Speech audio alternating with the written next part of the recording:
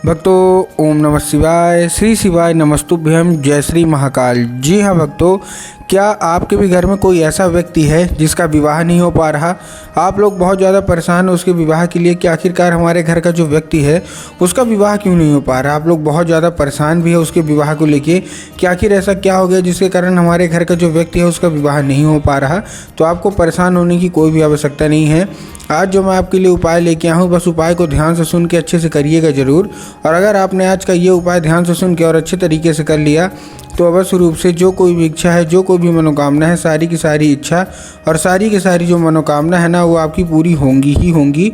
और आपके घर का जो कोई भी व्यक्ति है, जो कोई भी सदस्य है जिसका भी विवाह नहीं हो पा रहा, अवश्य रूप से उसका जो व्यक्ति का जो विवाह है ना वो होगा ही होगा। क्या करना है, कैसे करना है, पूरा का पूरा समझाने वाला हूँ और अच्छे तरीके से आपको बताने वाला हूँ।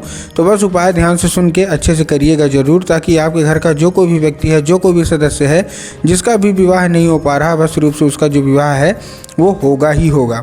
देखिए, आपको भी पता है कि पूज्य गुरुदेव की जो कथा होती है उसमें लाखों की भीड़ आती है। कैसे भीड़ आती है? लाखों की भीड़ आती है।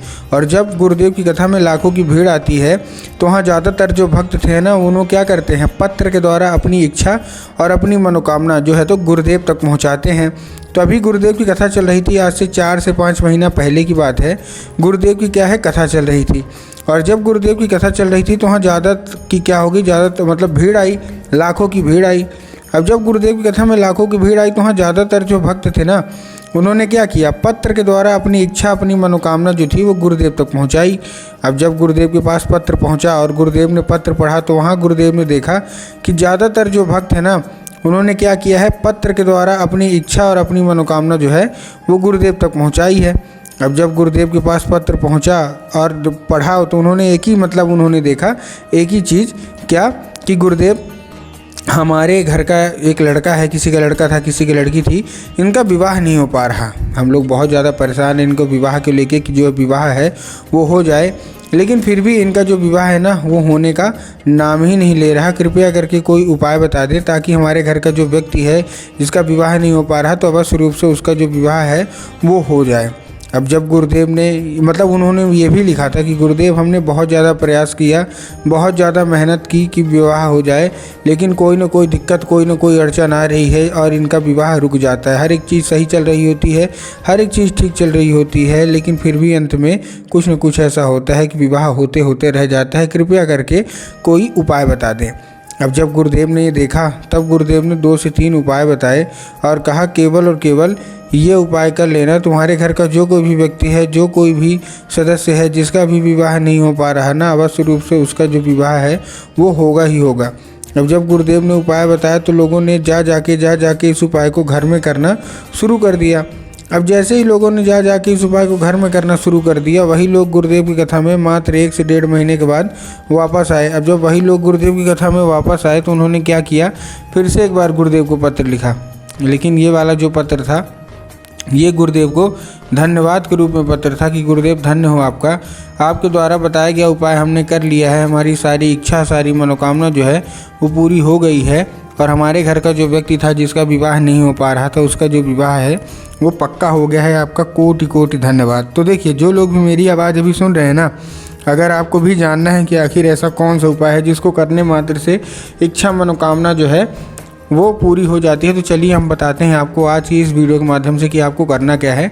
तो बस उपाय ध्यान से सुन के अच्छे से करिएगा ज़रूर। लेकिन उसके पहले चैनल पे अगर पहली बार आए हैं और आवाज़ मेरी पहली बार सुन रहे हैं तो वीडियो कर दें लाइक और चैनल को भी कर लें सब्सक्राइब, ताकि पूजनीय पंडित प्रदीप जी मिश्रा के रोज़ नए नए उपाय जो कि मैं उनकी कथा से सुनता हूँ, श्रवण करता हूँ, सबसे पहले मैं आपको प्राप्त करा सकूँ। ठीक, तो देखिए, जो हमारा सबसे पहला उपाय है उसमें 3 काली मिर्च और 1 धतूरा लेना है। क्या लेना है? 3 काली मिर्च और 1 धतूरा। अब काली मिर्च और काली तिल में ना बहुत सारे लोगों के मन में कन्फ्यूज़न आता है कि काली मिर्च लें कि काली तिल लें, हमको थोड़ा साफ साफ बताइए। तब गुरुदेव ने साफ साफ क्या बताया है, तब गुरुदेव ने साफ साफ केवल एक ही चीज़ बताई है कि गुरुदेव ने बताया है कि आपको काली मिर्च ही लेना है। ठीक, काली मिर्च ले लिया। अब काली मिर्च के साथ साथ आपको और क्या चाहिए? काली मिर्च के साथ साथ आपको चाहिए क्या, आपको चाहिए एक धतूरा। तो काली मिर्च ले लिया, एक धतूरा ले लिया। अब धतूरा लेने के बाद आपको करना क्या है, जैसे आपने धतूरा लिया, धतूरा लेने के बाद आपको उसी व्यक्ति को दे के भेज देना है कहाँ, सीधा सीधा शिव मंदिर। अब जैसे शिव मंदिर पहुँचा, शिव मंदिर पहुँचने के बाद क्या करना है, जैसे शिव मंदिर पहुँचा, शिव मंदिर पहुँचने के बाद आपको क्या करना है, केवल और केवल एक काम करना है, उसको बोलना है कि दक्षिण दिशा में खड़ा हो जाए और उत्तर की ओर अपना चेहरा कर ले। अब देखिए दक्षिण और उत्तर में ना बहुत सारे लोग कंफ्यूज भी होते हैं कि दक्षिण क्या है, उत्तर क्या है, हमको थोड़ा साफ साफ बताओ। तब गुरुदेव ने साफ साफ बताया है कि आप जिस भी शिव मंदिर जा रहे हैं उस शिव मंदिर का जिधर साइड जलाधारी होगा आपको अपना चेहरा उधर साइड करके खड़े हो जाना है। ठीक, खड़े हो गए। खड़े होने के बाद आपको करना क्या है, एक नाम लेके, कौन सा, महादेव का बहुत ही सुंदर सा नाम है श्रम्भेश्वर महादेव।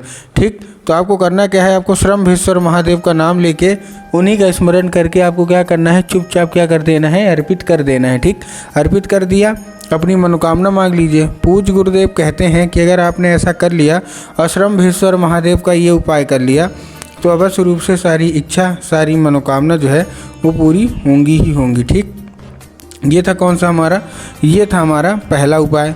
अब हम चलते हैं अपने दूसरे उपाय की ओर। अब देखिए जो हमारा दूसरा उपाय है, दूसरे उपाय में आपको करना क्या है, इस उपाय में आपको 11 लाल फूल लेने हैं। कितने, 11 लाल फूल।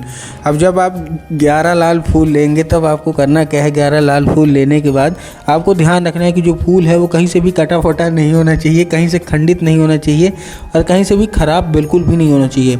बहुत सारे लोग फूल लेने में यही गलती करते हैं कि फूल ले तो लेते हैं लेकिन ख़राब फूल ले लेते हैं, तो आपको उससे बचना है।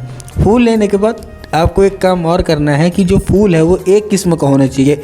एक किस्म का मतलब, अगर वो गुलाब का ले रहे हैं तो केवल केवल गुलाब का लें, अगर वो गुड़हल का ले रहे हैं तो केवल केवल गुड़हल के लें। ऐसा नहीं करना कि 2 फूल गुलाब के ले लें, 3 फूल गुड़हल के ले लें, 4 फूल किसी और के ले लें, ऐसा बिल्कुल भी नहीं करना है। एक किस्म का लें।